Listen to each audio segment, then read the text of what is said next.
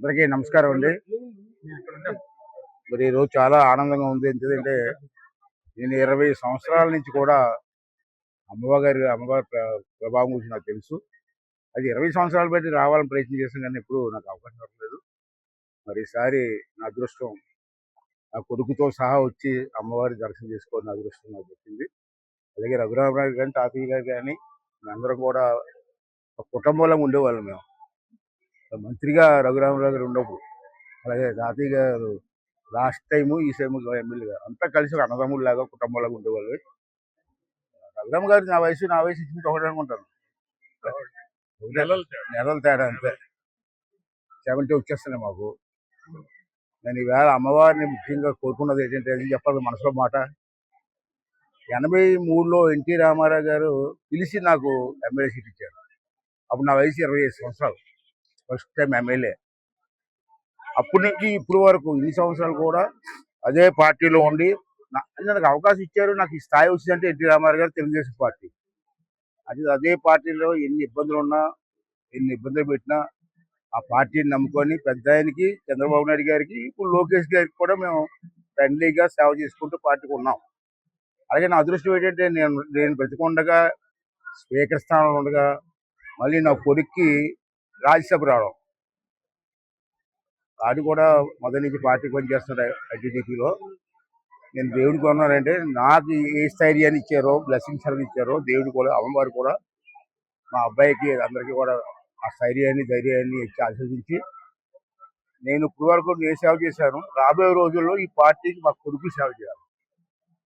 ఆ అవకాశం వాళ్ళు కల్పించుకొని అమ్మవారిని మనసుకుంటున్నాను. ఏంటంటే, ఈ రాష్ట్రం బాగుండాలంటే ఒక మంచి నాయకత్వం కావాలి. మంచి నాయకత్వం ఉంటే రాష్ట్రం బాగుంటుంది. అంటే రాష్ట్రం ముందు ముఖ్యం, పార్టీ తర్వాత రెండు. పార్టీ బాగుంటే రాష్ట్రం బాగుంటుంది. అంటే రాష్ట్రం బాగుండాలని కోరుకున్నాను. దానికి అన్ని పార్టీలు కూడా సహకరిస్తున్నాయి, ఎక్సెప్ట్ ఒక పార్టీ. వాళ్ళు కూడా మనసు మార్చమని కోరుకున్నాను. రాష్ట్రం ముఖ్యం, ఏ పార్టీ ఏదండి. ఓడిపోయారు, మేము గెలిచాం.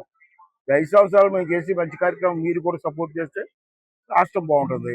అంటే వాళ్ళకి కూడా మనసు మార్చి నేను చేసే మంచి కార్యక్రమాలకి వాళ్ళు కూడా సహకరించాలని మనస్ఫూర్తిగా అమ్మవారిని కోరుకుంటున్నాను. ఇది మొదటిసారి కాదు, నేను 2012 నుంచి కూడా ఒక్కడనే మామూలుగా ఇలా వెళ్తున్నప్పుడు వచ్చి వెళ్ళిపోతూ ఉండేవాడిని. అంత నమ్మకం. అంటే నాన్న ఫారెస్ట్ మినిస్టర్ చేశారు 2001లో. చేసినప్పుడు ఈ ప్రాంతం నుంచి కొంతమంది కార్యకర్తలు వచ్చి ఆయనకి అమ్మవారిది, గోపయ్య తండ్రి తిరుపతి తల్లిది ఒక పట్టం ఇచ్చారు ఇంటికి. ఇచ్చిన దగ్గర నుంచి కూడా మేము చూసి ఆ ప్రసిద్ధి విని ఎప్పుడు కూడా వచ్చి దర్శనం చేసుకోవడం వల్ల ఎంతో మంచి జరిగింది. నేను చాలా మందికి చెప్పేవాడిని అందు జరిగిందని. దీనికి ముందు కూడా నేను రావడం జరిగింది. వచ్చిన తర్వాత ఈరోజు అమ్మవారి ఆశీస్సుల వల్ల, తండ్రి ఆశీస్సుల వల్ల ఈరోజు రాజ్యసభ మెంబర్గా నారా చంద్రబాబు నాయుడు గారు, నారా లోకేష్ గారు ఈ విధంగా పార్టీ కష్టపడినందుకు గుర్తించి ఒక బడుగు బలహీన వర్గాల నుంచి నాకు సెలెక్ట్ చేయడం అనేది చిన్న విషయం కాదు. ఇది పార్టీలో ఒక చరిత్ర నిర్ణయం తీసుకున్నారు. దానికి నేను వాళ్ళకి ఎప్పటికీ కూడా ఆజన్మాంతం రుణపడి ఉంటాను.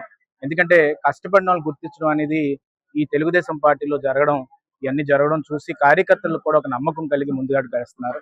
ఈ రోజు గోపయ్య తండ్రి తిరుపతి తల్లి ఆశీర్వాదం అందరికీ ఉండాలని చెప్పి కోరుకున్నాను. వెంటనే తాతయ్య గారు ఎమ్మెల్యే గారికి చేసాం, రఘురామ్ గారికి చేసి వస్తున్నాం అనేసరికి అన్ని ఏర్పాట్లు చేసి ఈ రోజు ఇంత మంచి దర్శనం చేపించినందుకు వాళ్ళకి హృదయపూర్వక కృతజ్ఞతలు తెలుపుకుంటూ, రానున్న రోజుల్లో ఈ రాష్ట్రం బాగుండాలి. దానికి ఢిల్లీలో నారా చంద్రబాబు నాయుడు గారు, నారా లోకేష్ గారు, అలా పల్లా శ్రీనివాస్ గారు రాష్ట్ర అధ్యక్షులు వారు ఏం చెప్పినా గైడెన్స్ మీద ఫాలో అయ్యి అన్ని విధాలుగా కూడా మంచి జరిగేలా చూస్తున్నాం. Thank you.